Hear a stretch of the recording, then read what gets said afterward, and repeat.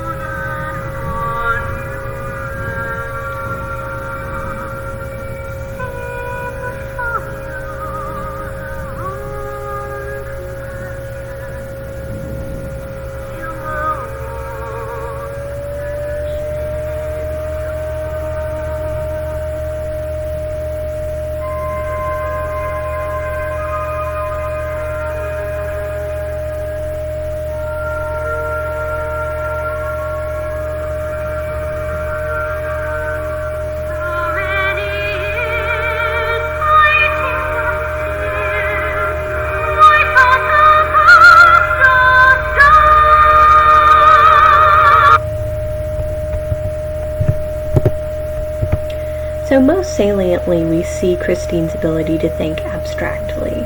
She's talking to her deceased father as if he were there and wishing impossible things into being, such as that she could hear his voice again. We also see her being able to feel very self-reflectively.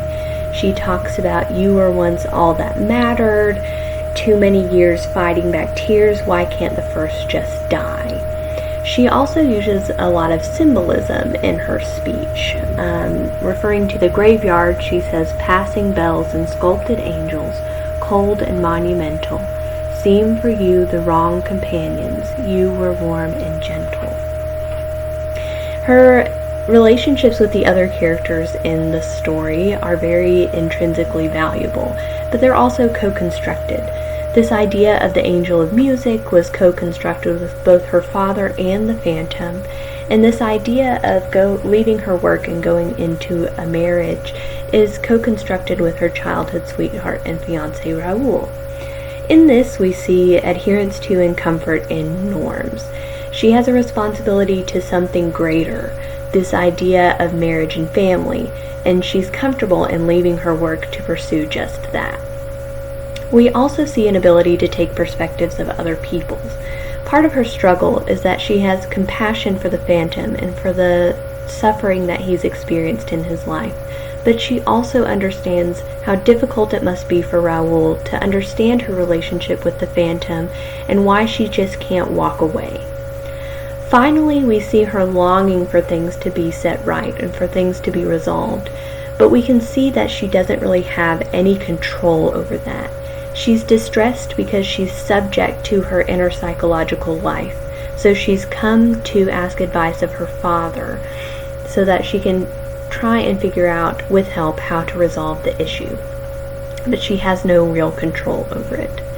All of these elements are indicative of Keegan's level of cross-categorical knowing, and they show how Christine organizes her thoughts, feelings, relating to others, and relating to herself. These are the references that I used for this project. If you have any comments or questions, please let me know. Thank you, and have a good day.